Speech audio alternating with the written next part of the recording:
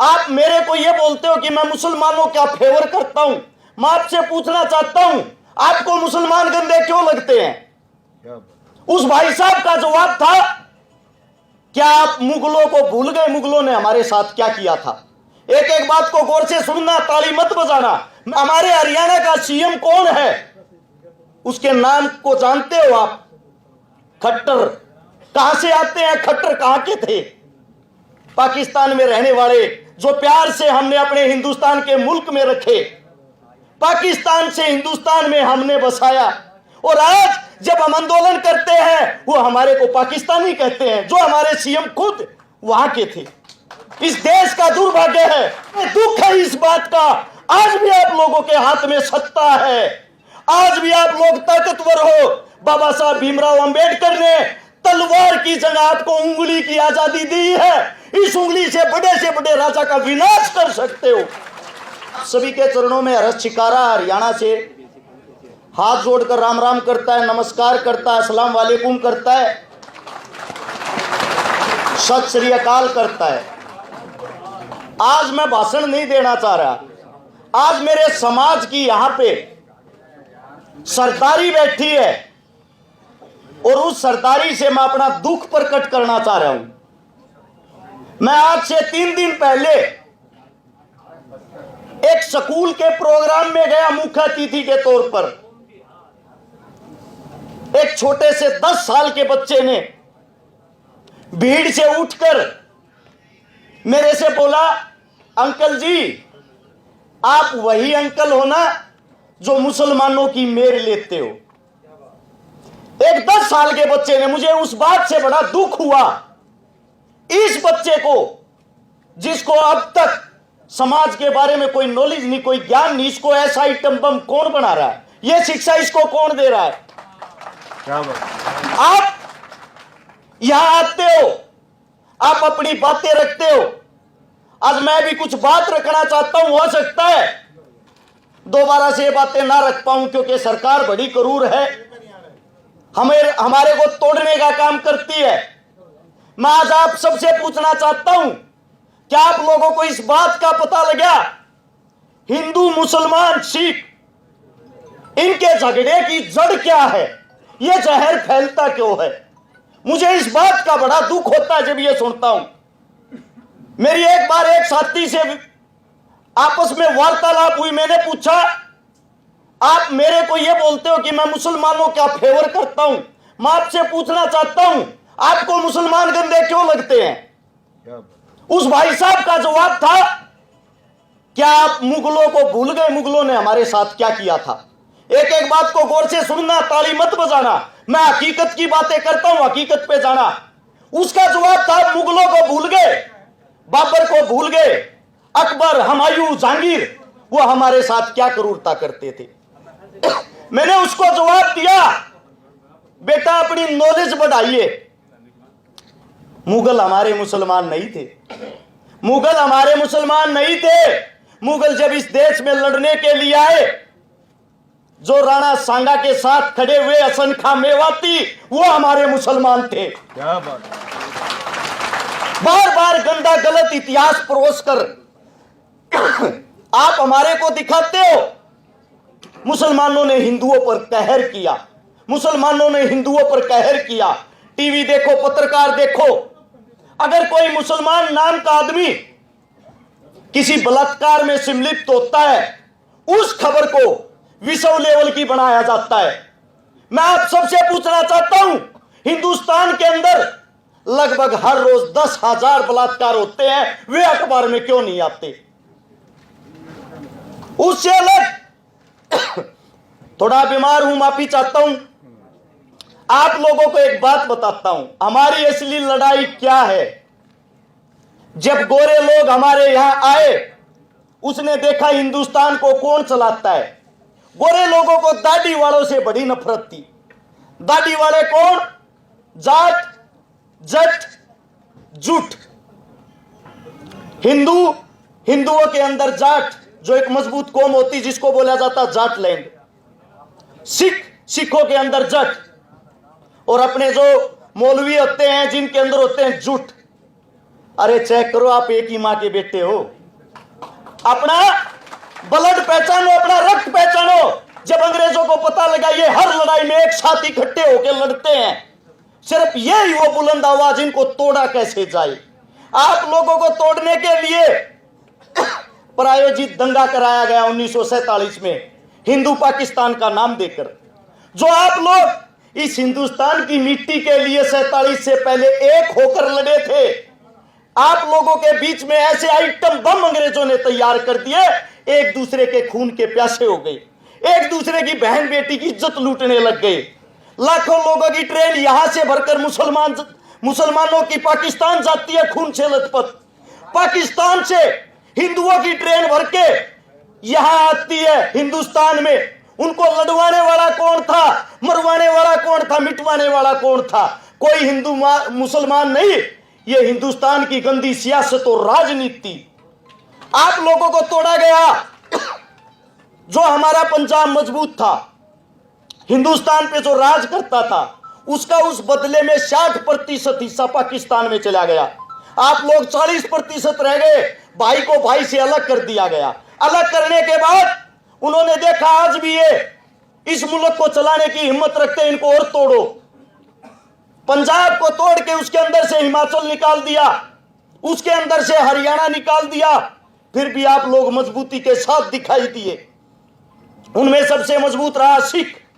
1984 के दंगों के दौरान सिखों को इतना बदनाम कर दिया गया कि पगड़ी वाला आतंकवादी होता है। उसके बाद बचता है मुसलमान, जो आज इस पीड़ा को झेल रहा है। उसके बाद बचता है जाट, जो 2016 के जाट आरक्षण के दौरान जातीय दंगों को करा के आप लोगों को भी बदनाम कर दिया गया। हमारे हरियाणा का सीएम कौन है, उसके नाम को जानते हो आप? खट्टर। कहां से आते हैं खट्टर, कहां के थे? पाकिस्तान में रहने वाले, जो प्यार से हमने अपने हिंदुस्तान के मुल्क में रखे, पाकिस्तान से हिंदुस्तान में हमने बसाया। और आज जब हम आंदोलन करते हैं, वो हमारे को पाकिस्तानी कहते हैं, जो हमारे सीएम खुद वहां के थे। इस देश का दुर्भाग्य है। मैं बार बार एक बात कहता हूं, नरेंद्र मोदी साहब, जो खुद एक तेली जाति से संबंध रखते हैं, दुख है इस बात का। आज भी आप लोगों के हाथ में सत्ता है, आज भी आप लोग ताकतवर हो।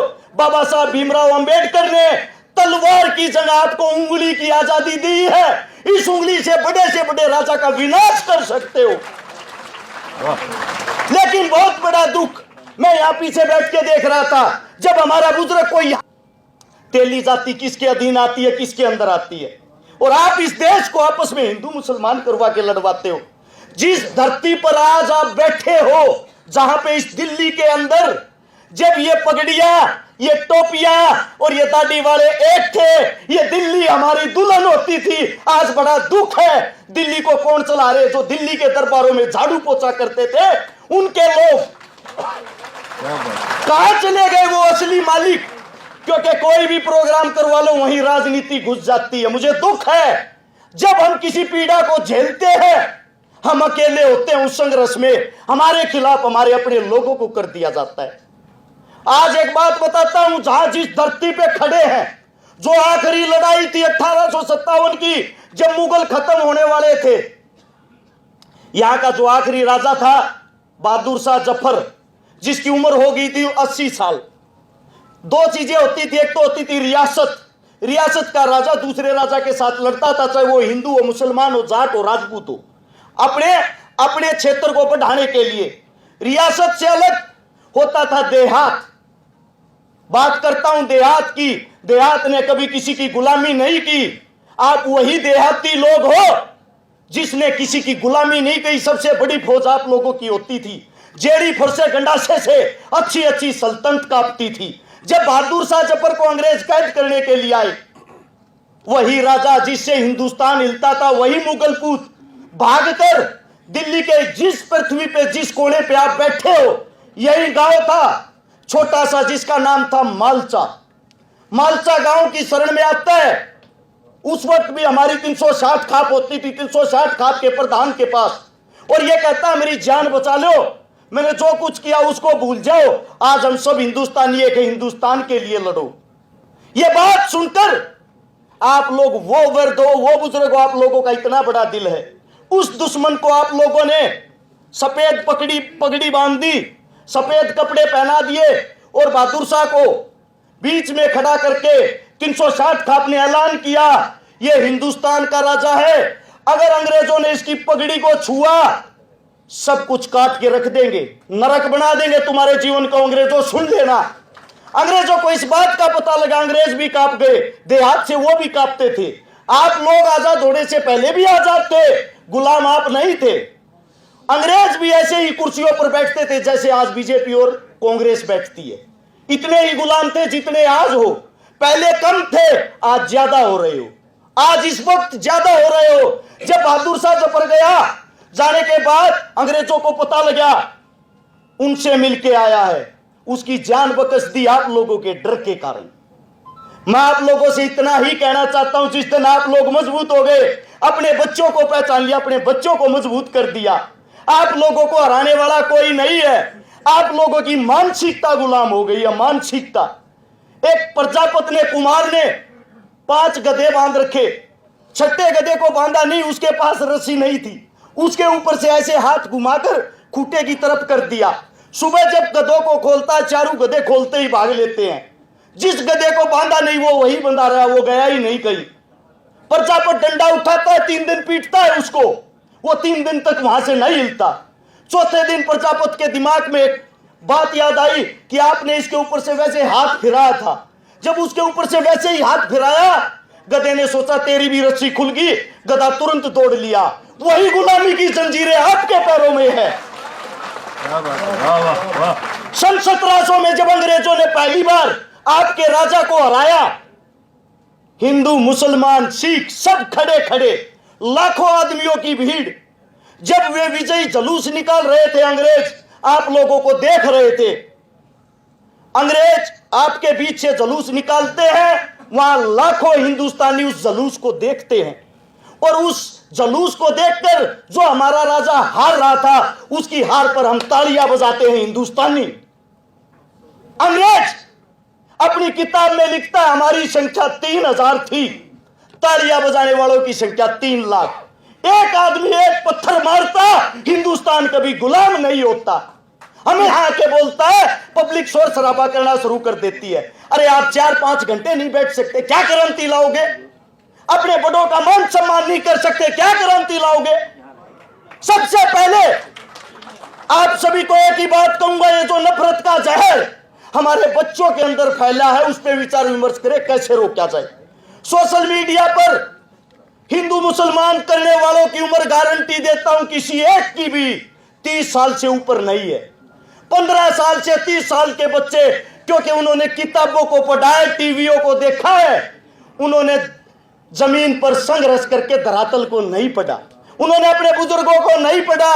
मेरे से एक मौलवी साहब कह रहे थे अभी प्रोग्राम में नौर में, हरस बेटा कितना पढ़ा है? मैंने मौलवी साहब को कहा, मौलवी साहब पढ़ा हुआ तो नहीं हूं, पर कढ़ा हुआ हूं। हर रोज अपने बुजुर्गों से नई नई बातें सीखता हूं, अपने बुजुर्गों से सुनता हूं, और वही आप लोगों के बीच में बताता हूं। मैं इस पंचायत के अंदर हाथ जोड़ के अपने जो आखिरी शब्द है वो यही कहता हूं, जो भी माइक पर बोले बुजुर्गों का मान सम्मान रखे, इनके कद का मान सम्मान रखे। आप इनका मान सम्मान नहीं करोगे तो कौन करेगा? चाहे वो कितनी भी देर बोले, उसकी बात को समझने की कोशिश करें। दूसरी बात, कोई न कोई ऐसी बातें, ऐसा फैसला जरूर ले। चुनाव नजदीक है, दोबारा से यही बनेंगे, आप लोगों को गुलाम बना दिया जाएगा। अब आते टाइम भी मेरे पास कॉल आई थी सरकार के किसी नुमाइंदे की, बेटा रस छिकारा नू मेवात में जो तने रोल लिया है ना, उसका तने बहुत जल्दी गिफ्ट मिलेगा। मैं बोला जी क्या गिफ्ट दोगे मने? बोला जल्दी तेरे पे बलात्कार का मुकदमा दर्ज होगा। मैंने कहा मैं अपनी पत्नी से अलग हर औरत को बहन कह के बोलता हूं।